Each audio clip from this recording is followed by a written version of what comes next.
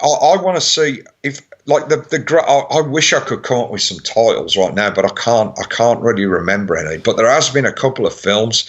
Well, it's not necessarily scared me in terms of I've been looking, to see what that movement is upstairs or whatever. I know what you mean. More just the oppressive weight that bears down on you when you watch some movies. That's what horror is to me. You know what I mean? Stuff that just makes you, after you've watched it and you just kind of go, I don't feel so good right now. I just kind of want to go to bed. You know what I mean? Because the jump scare thing here's one. It's a great one. Antichrist.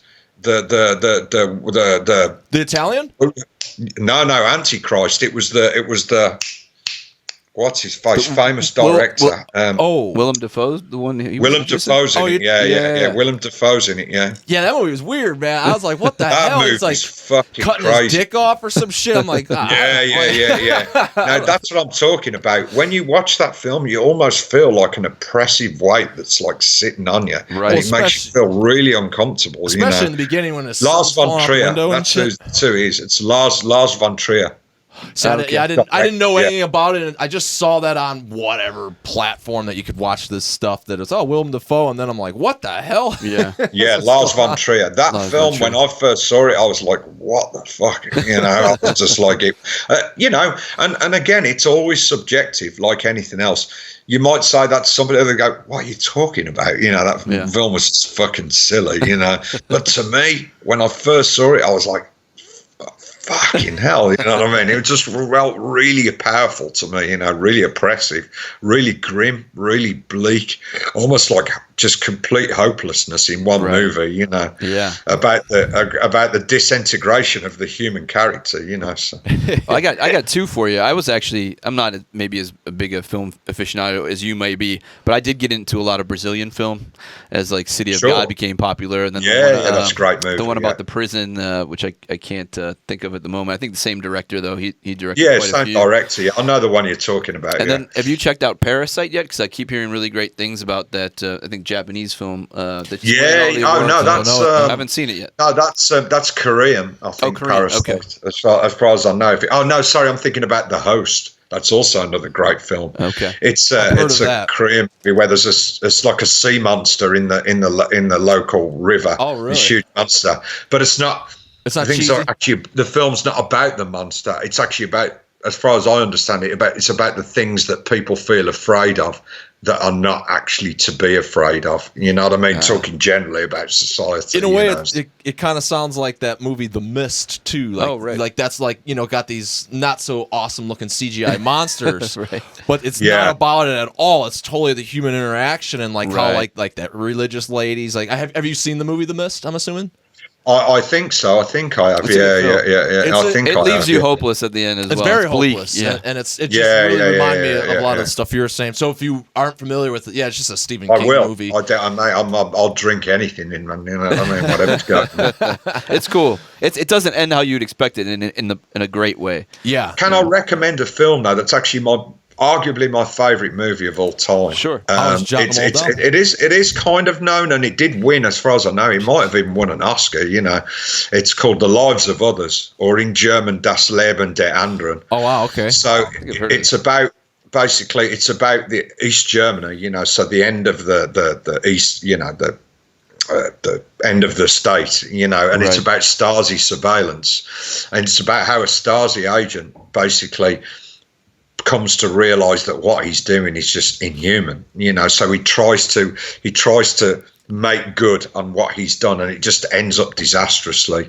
It's not, like I say, it's not a horror movie, but it's a really powerful sort of thing about how human beings try to redeem themselves sometimes,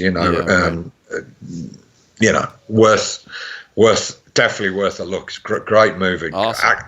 Individual acting in that film is fucking incredible, so my curiosity is there though, because I love the film. What are your thoughts on the 1922 Nosferatu film? Yeah, I mean, it's been German years cinema since I've seen it, but yeah, it's a great movie.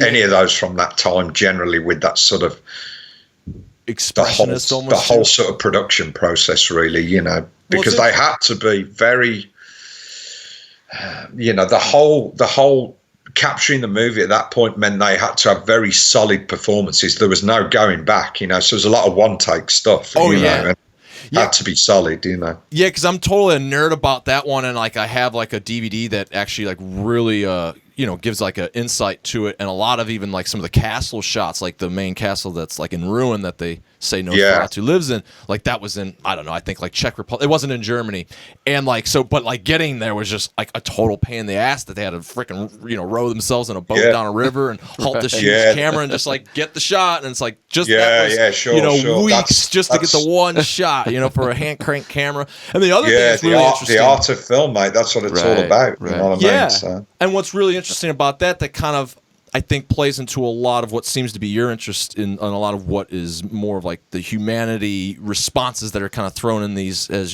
something more to think of when otherwise you got a vampire going around, is Nosferatu in particular was a lot of in a German expressionist movie. So a lot of it's like kind of like the vampire and the threat here is more or less the outcome of the World War I. And, sure. And I find that really interesting, because it's kind of like what you said, like it isn't so much like this creepy monster comes out and it scares you. Granted, I do feel that visually it is creepy and it's cool, but it doesn't, like oh my God, I'm under my blankets. Yeah, it's not there. Yeah. But it's really cool, like that expressionist attitude, and what is also very interesting, going back to that nerdy thing though, where it's like it's going and showing some sights and all that. And it's like, a lot of those, they were just destroyed in World War II. So like a nerd like me can't go on location and go check him out if he's in Germany. Right. And I just find that interesting. I've been to like the castles in Romania. The other guys actually went. I didn't go up there,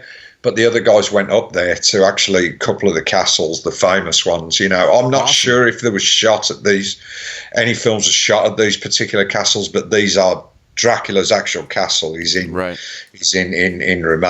out in the sort of out there, Yeah. So I've been near there, definitely. The other guys have been there, actually been to it, so. Are you like in, and then obviously, still in the Nosferatu world, it was then remade in the 70s by, Werner Herzog. And it seems like, that's awesome and it is what it is.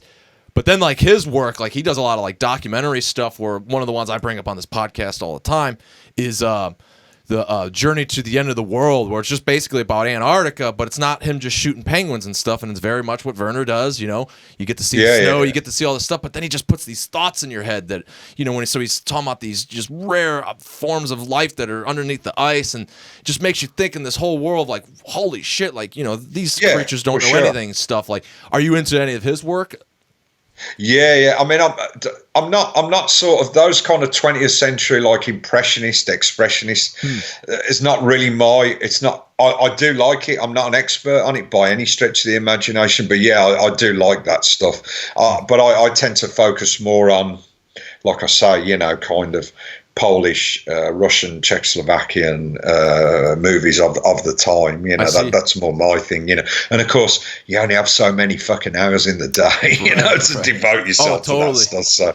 It's interesting because especially when it comes to those countries, though, like you're saying, where your interests are, that's like there's just different tones. They're all affected differently by things, and I'm obviously speaking of Germany, and that's one, point of expression where, you get into Polish and all that, or Czech Republic, because heck, that's even, Czechoslovakia. I mean, the country even changed through all that. So a lot of that stuff, it's really interesting to see a lot of that. And you almost kind of have to rely on like maybe expressionists through film like that, because you don't know what could be bullshit maybe in your history books and stuff that is otherwise. Yeah. Well, obviously they there were people were operating under state guidelines, in some countries, because they had to be careful how things were portrayed, because they could be accused of not treason necessarily, but being counter-revolutionary or whatever, So it was. I'm sure I wasn't there, obviously, but I'm sure it was a bit of a balancing act, in terms of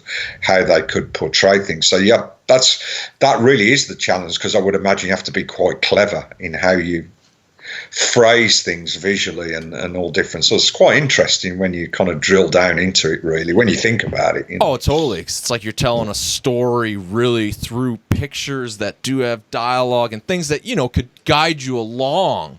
But it almost makes it that much more trickier because your mind could almost follow that and live incorrectly, you know. Let me actually recommend one. I'm thinking on the flyer a little bit, but if you can get hold of them, actually, I recommend that you get hold of any films that basically Kim Jong-il produced, you know, the North Korean. Oh, yeah. Really? Because I've heard about these. He considers himself to be a great director, you know, and of course, needless to say, some of them are like clearly not, you know, great in terms of, but they are an interesting cultural document, you know. Right. It's easy to scoff about stuff like this, but you have to watch them to see that unique perspective that is guided very much by a protectionist mindset, you know.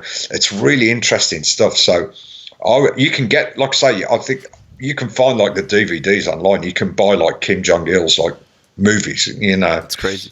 It's worth a look for film buffs, you know. It's worth a look. It's another perspective, you know, on the sort of spectrum of perspectives, you know. Well, and I really appreciate this too, because it's like, you know, you just go on these things now where it's like you got so much choice at your fingertips that like you just spend so much time just indecisive looking through this crap that it's like, you know what? Because I think of like getting that email where it's like, you know, from Netflix, like Netflix tonight, and then it just recommends all this garbage. Then if it was like Netflix tonight, well, Barney's got you covered. I'd be like, fuck yeah! Like I'm that could be something. You know that could be a promotional tool hey, right there. Netflix, you listening? Yeah, right.